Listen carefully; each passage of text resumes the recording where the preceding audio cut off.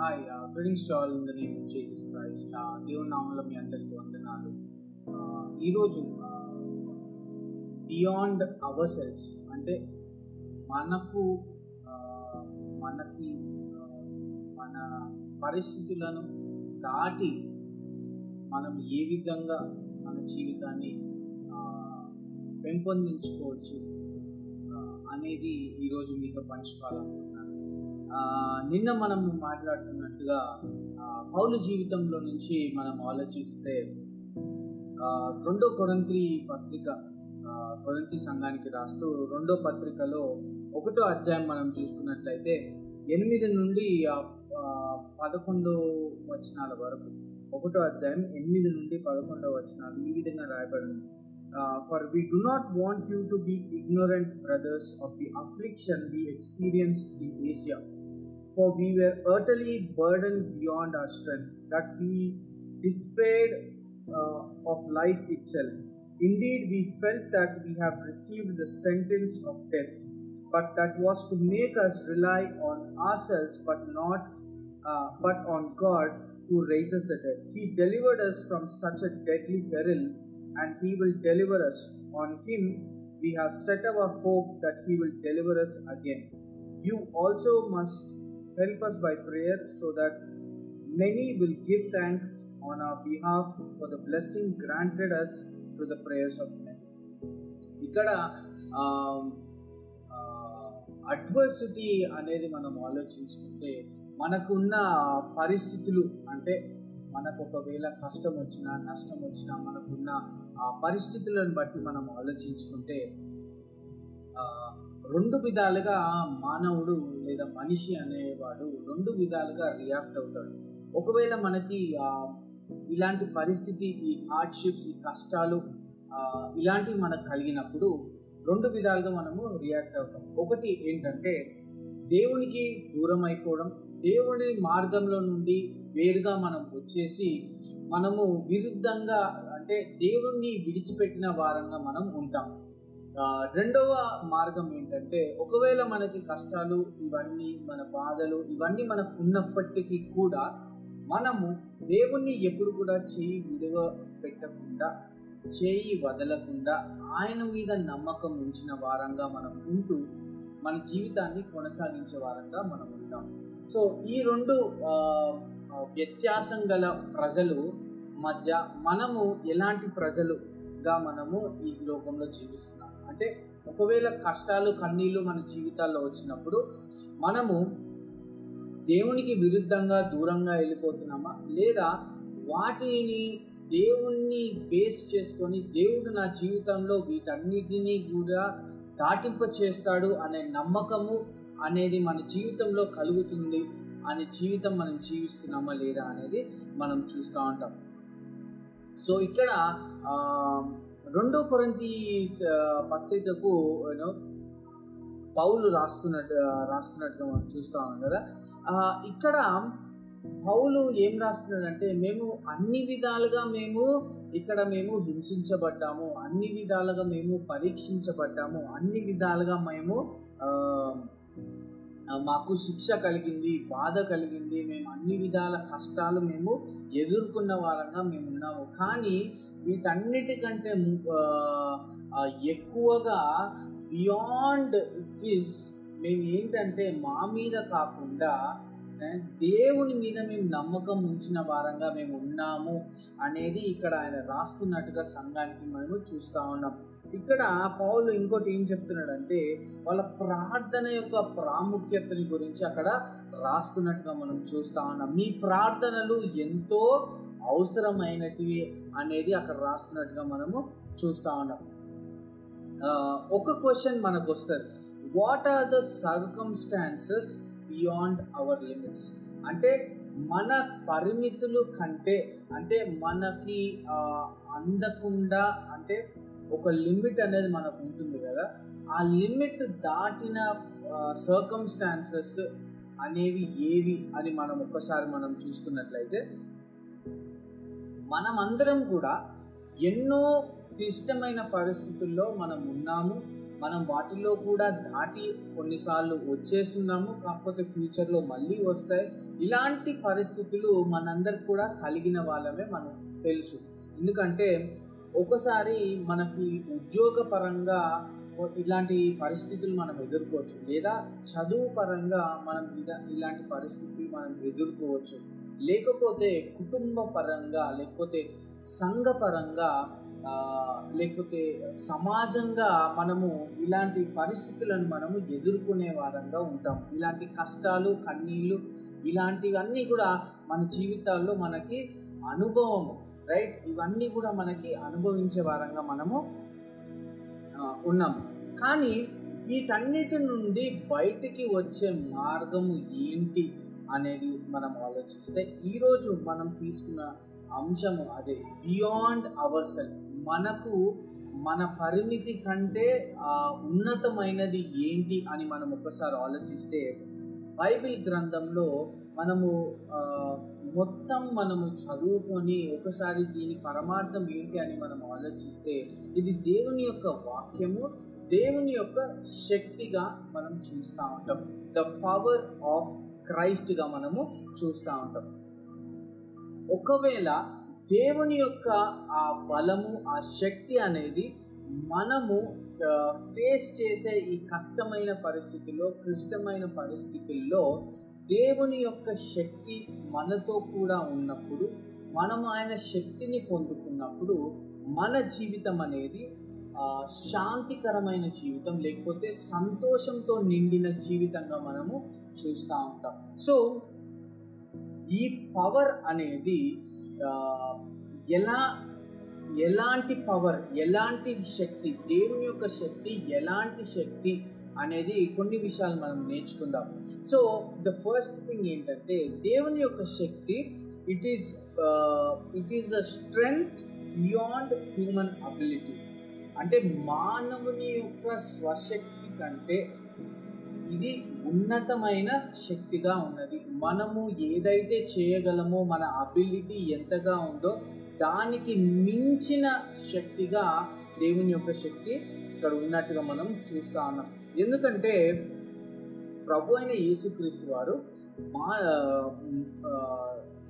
ఈ భూమిని విడిచి తండ్రి యొద్దకు కొనిపోబడక ముందు ఆయన శిష్యులకు చెప్పిన మాట మనం చూసుకుంటే, యోహాను సువార్త 14వ అధ్యాయం 16వ వచనంలో ఏమని రాసి ఉంటుందంటే, నేను తండ్రిని ఈ విధంగా నేను వేడుకుంటాను, ఏంటంటే మీకు ఇంకొక సహాయంని నేను మీ యొద్దకు పంపిమని నేను అడుగుతాను అని అక్కడ చెప్తున్నట్టుగా మనం చూస్తూ ఉన్నాం. ఆ సహాయకర్త మనతో కూడా నిరంతరము ఉంటాం. అదే పరిశుద్ధాత్మ యొక్క దేవుడు. పరిశుద్ధాత్మ దేవుడు మనతో కూడా అనుదినము మనలో జీవిస్తున్నాడు. క్రీస్తుని పోలి ఆయన మనలో జీవిస్తున్నాడు. అదే దేవుని యొక్క శక్తిగా మనము గుర్తించాలి. ఎందుకంటే ఆ దేవుని యొక్క శక్తి మనలో ఆల్రెడీ ఉంది. అది మనం ఎక్స్పీరియన్స్ చేయాలి. అప్పుడే కానీ మనము దాన్ని కనుగొనే భారంగా మనము ఉంటాము. దేవుని యొక్క శక్తిని ఏదో మాటల్లో వర్ణిస్తే దేవుని యొక్క శక్తి అయిపోదు, లేకపోతే ఏదో పరిస్థితులను బట్టి దేవుని యొక్క శక్తి అయిపోదు. కానీ దేవుని యొక్క శక్తి దాన్ని మనము అనుభవిస్తే కానీ మనం దాన్ని వర్ణించలేము, లేకపోతే అనుభవిస్తే కానీ మనము దాన్ని అర్థం చేసుకునే వాళ్ళంగా ఉండము.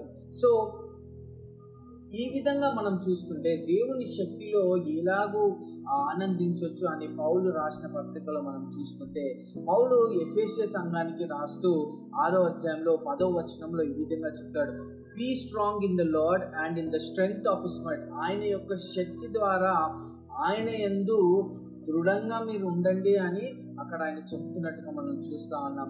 అదేవిధంగా తిమోతి సంఘానికి రాస్తూ 2వ పత్రికలో 2వ అధ్యాయం 1వ వచనంలో ఆయన ఏం రాస్తున్నాడంటే, you therefore my son be strong in the grace that is in Jesus Christ.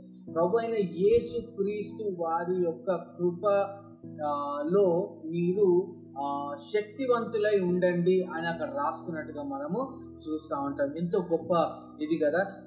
So ఈరోజు ద సెకండ్ థింగ్ ఏంటి అంటే, ఈ దేవుని యొక్క ఈ శక్తి అనేది ఎప్పుడైనా మనకి కావాలన్నప్పుడు అవైలబుల్గా అది ఉన్నట్టుగా మనము చూస్తూ ఉంటాం. ఈ శక్తి గురించి ఏదో పుస్తకాల్లో చదివితే మనకు అర్థమైపోతుంది, మనకు తెలిసిపోతుంది అని కాదు. మనము దాన్ని యాక్చువల్గా మనం ఎక్స్పీరియన్స్ చేసి ఇంపాసిబుల్ సిచ్యువేషన్స్లో మనం దాన్ని ఎక్స్పీరియన్స్ చేయగలుగుతాం. ఒకవేళ నువ్వు అలాంటి సిచ్యువేషన్లో ఉన్నావంటే, ఒకవేళ నీ జీవితము అలాంటి సిచ్యువేషన్లో కూడా ఉందంటే, ఇంపాసిబుల్ సిచ్యువేషన్ అంటే ఎవరికి చెప్పుకోలేని కష్టాలు, కన్నీళ్ళు, దుఃఖము, బాధ, వేదన, రోదన కలిగిన జీవితాలు మీకు ఉన్నట్లయితే, అలాంటి పరిస్థితుల్లో దేవుని యొక్క శక్తిని మీరు అనుభవించేవారుగా ఉన్నారు అనేది ఇక్కడ మనం చూస్తూ ఉన్నాం. ఎందుకంటే ఇది అవైలబుల్ వెన్ నీడెడ్ అంటే పరిశుద్ధాత్మ దేవుడు ఆల్రెడీ మనలో ఉన్నాడు కాబట్టి మనము ఎప్పుడైనా దేవుని శక్తి కావాలి అన్నప్పుడు ఎక్కడో వెతకక్కర్లేదు. మన జీవితంలో పరిశుద్ధాత్మ దేవుడు ఉన్నాడు కాబట్టి ఆయన యొక్క శక్తి మనలో కూడా ఉంది అని ఇక్కడ పౌలు మనకి జ్ఞాపకం చేస్తున్నట్టుగా మనం చూస్తూ ఉన్నాం. మూడో విషయం ఏంటంటే దేవుని యొక్క శక్తి తండ్రి దేవుని యొక్క చిత్త ప్రకారము అది నెరవేరబడుతుంది అనేది మనకి నేర్పిస్తూ ఉన్నాడు. ఎందుకంటే దేవుని యొక్క శక్తి నాలో ఉంది కాబట్టి నేను ఏదైనా చేయగలను, నేను ఏదైనా చేసేస్తాను అనేది ఇక్కడ కాదు. కానీ దేవుడు మన ద్వారా ఏదైతే చేయాలనుకుంటున్నాడో, మనల్ని ఎలాగ వాడుకోవాలనుకుంటున్నాడో ఆయన సేవకై, దాని కొరకు ఆయన యొక్క శక్తిని మనకు అనుగ్రహించే దేవుడిగా ఆయన ఉన్నాడు. అందుకే ఆయన శక్తి అనేది తండ్రి చిత్తం, దేవుని శక్తి అనేది తండ్రి దేవుని యొక్క చిత్త ప్రకారం అది నెరవేర్చబడుతున్నట్లుగా మనం ఇక్కడ జ్ఞాపకం చేస్తున్నట్లుగా మనం చూస్తా ఉన్నాం. అండ్ నాలుగో విషయం ఏంటంటే ఇది చాలా ప్రాముఖ్యమైనది. దేవుని యొక్క శక్తి మనలో ఉన్న వీక్నెస్ అంటే మనము ఏ టైంలో అయితే మన జీవితాల్లో కష్టాలు, కన్నీళ్ళు ఇలాంటి పరిస్థితుల్లో మనం ఉన్నప్పుడు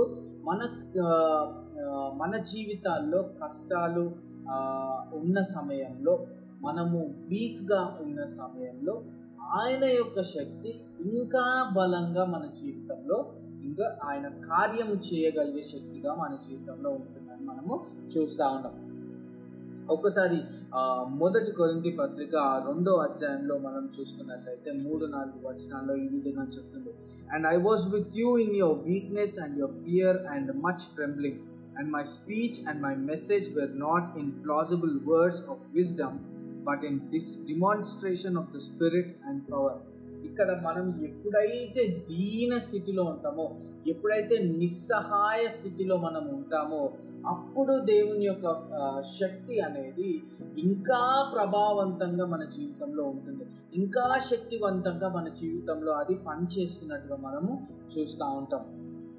సో ఒకవేళ అలాంటి పరిస్థితుల్లో కూడా మీరు ఉన్నట్లయితే ఈరోజు ఈ వాక్యం మిమ్మల్ని బలపరుస్తుంది. మీరు అలాంటి పరిస్థితుల్లో ఉంటే ఇది జ్ఞాపకం చేసుకోండి. దేవుని యొక్క శక్తి అత్యధికముగా, ఇంకా బలముగా, ఇంకా శక్తివంతంగా మీ జీవితంలో పని చేయబోతుంది. మీరు నిస్సహాయులుగా ఉన్నప్పటికీ మీరు నిరుత్సాహపడకండి. దేవుని యొక్క శక్తి మనందరిలో ఉంది. పరిశుద్ధాత్మ దేవుని రూపంలో మనము ఏ విధమైన పరిస్థితినైనా మనము ఓవర్కమ్ అవ్వచ్చు, ఏది విధమైన పరిస్థితినైనా మనము జయించవచ్చు. ఆయన శక్తి మనలో ఉన్నది. కానీ దాన్ని అనుభవించిన వారికే ఆ శక్తి గురించి తెలుస్తున్నట్టుగా మనము చూస్తూ ఉన్నాం. సో ఒకవేళ నీ జీవితంలో దేవుడు ఏదైనా గొప్ప కష్టం, పెద్ద కష్టం, లేకపోతే ఏ విధంగా చెప్పుకోవచ్చు అంటే అది మన జీవితంలో మనకు ఎలాగ అనిపిస్తుంది అంటే ఇంకా నేను దీన్ని దాటలేను, ఇది నా వల్ల కాదు అని ఎప్పుడైతే ఒక సిచ్యువేషన్ గురించి మన జీవితంలో మనం అనుకుంటామో, అలాంటి పరిస్థితుల్లో దేవుని యొక్క శక్తి ఇంకా అత్యధికంగా పనిచేసే శక్తిగా మన జీవితంలో ఉంది. పౌలు ఈరోజు మనల్ని బలపరుస్తున్నట్టుగా మనము చూస్తూ ఉన్నాం. And the next thing is దేవుని యొక్క శక్తి ప్రతి ఒక్క విశ్వాసిలో కూడా, ప్రతి ఒక్క విశ్వాసికి కూడా అది అవైలబుల్గా ఉంది. అది ఎప్పుడు కూడా ప్రతి విశ్వాసికి అవైలబుల్గా ఉంది. ఒకవేళ నువ్వు విశ్వాసిగా ఉన్నావా, ఈరోజు నీ జీవితంలో నువ్వు తెలుసుకోవాల్సింది ఏంటంటే, ఇప్పుడు నేను ఒక విశ్వాసిని నేను అనుకుంటే నేను తెలుసుకోవాల్సింది ఏంటంటే, దేవుని యొక్క శక్తి నాకు అందుబాటులో ఉంది.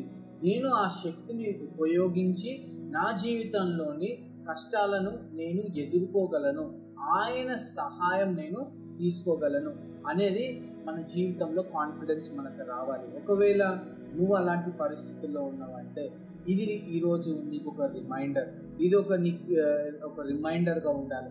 దేవుని యొక్క శక్తి నీ జీవితంలో పరిశుద్ధాత్మ దేవుని రూపంలో ఉంది. అది ప్రతి ఒక్క విశ్వాసికి అవైలబుల్గా ఉంది. దాన్ని మనము దేవుని తండ్రి చిత్తము ప్రకారం మన జీవితం దాన్ని నెరవేర్చుకోవచ్చు అని ఇక్కడ మనకి నేర్పిస్తున్నట్టుగా మనము చూస్తూ ఉన్నాం. అండ్ ఇది అంతా మనం దేవుని యొక్క శక్తి గురించి మనం నేర్చుకున్నాం కదా. ఏ విధంగా దేవుని యొక్క శక్తి మన జీవితంలో పనిచేయాలి, లేకపోతే ఏ విధంగా దాన్ని మన జీవితంలో అమలు పరచుకోవడానికి మనం చేయొచ్చు అనేవి నేర్చుకుందాం. ఫస్ట్ థింగ్ ఏంటంటే, మనం ఏం చేయాలంటే మనము నిస్సహాయులము అని మనము అంగీకరించాలి. మనము చాతగాని వాళ్ళము అని దేవుని దగ్గర ఒప్పుకోవాలి. దేవా, నా వల్ల అవ్వట్లేదు, నా స్వంత శక్తి వల్ల నేను ఇది చేయలేను అనేది మనము దేవుని సన్నిధిలో ఒప్పుకునే వారంగా మనము ఉండాలి. రెండో విషయం ఏంటంటే, దేవుని యొక్క కృప, ఆ మర్సీ ఆఫ్ గాడ్కి మనము అప్పచెప్పుకోవాలి. దేవుడు మనకి ఎంతో కృప చూపిస్తున్నాడు. ఆయన కృప చూపిస్తున్నందుకు మాత్రమే మనం ఈరోజు ఇంకా సజీవ లెక్కలో ఉన్నాము. సో ఆయన యొక్క కృపకు మనము అప్పగించుకునే వారంగా మనము ఉండాలి. ఆయన యొక్క కృప ద్వారానే మనము మంచి కార్యాలు మనము మన జీవితంలో జరిగింప చేయొచ్చు. అండ్ ఆఖరిది ఏంటంటే, believe that he will do what he said. ఆయన చెప్పినది ఆయన చేయవంతుడు, ఆయన చేయగలిగిన సమర్థుడు అని మనము నమ్మగలగాలి అనేది మనం నేర్చుకోవాలి మన జీవితంలో. ఎందుకంటే ఫిలిప్పీ సంఘాలకి రాస్తూ పౌలు ఈ విధంగా చెప్తున్నాడు, ఆయన నన్ను బలపరచువాని అందే నేను సమస్తంలో నేను చేయగలను అని. ఈరోజు మనము ఆయన శక్తిని పొందుకున్న వారమై, ఆయన శక్తి మన జీవితంలో ఉందని రియలైజ్ అయిన వారమై, ఆయన శక్తి మన ప్రతి ఒక్క విశ్వాసికి అవైలబుల్గా ఉంది అని రియలైజ్ అయిన వారమై, అని తెలుసుకున్న వారమై, ఈరోజు ఆయన చేసిన వాగ్దానాలు, ఆయన చేసిన ప్రతి ఒక్క ఆ వాగ్దానము చెప్పిన ప్రతి మాట కూడా ఆయన నెరవేర్చే దేవుడుగా ఉన్నాడు అనేది మనము నమ్మదగిన వారంగా మనము ఉండాలి. సో ఒకవేళ ఈరోజు నీ జీవితంలో అలాంటి పరిస్థితులు ఏవైనా ఉన్నాయో జ్ఞాపకం తెచ్చుకో. అలాంటి క్లిష్టమైన పరిస్థితులు నీ జీవితంలో ఉంటే, అలాంటి పరిస్థితుల్లో దేవుని యొక్క శక్తి నీ జీవితంలో ఎలా కార్యం చేస్తుంది అనేది ఒకసారి గ్రహించు.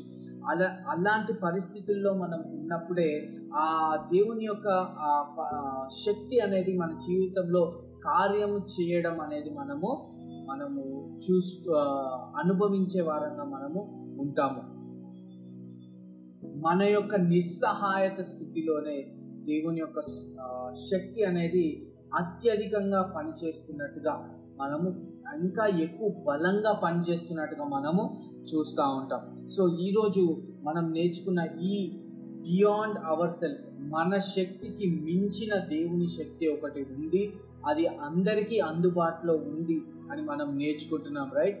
సో ఈరోజు దేవుని యొక్క సన్నిధిలో మనల్ని మనము అడుగుదాం, మనము దేవుని యొక్క సన్నిధిలో విన్నపం చేసుకుందాం, ప్రార్థన చేసుకుందాం. యేసయ్య, మా జీవితంలో మీరు చేసిన ఈ మేలుని బట్టి నీకు వందనాలు.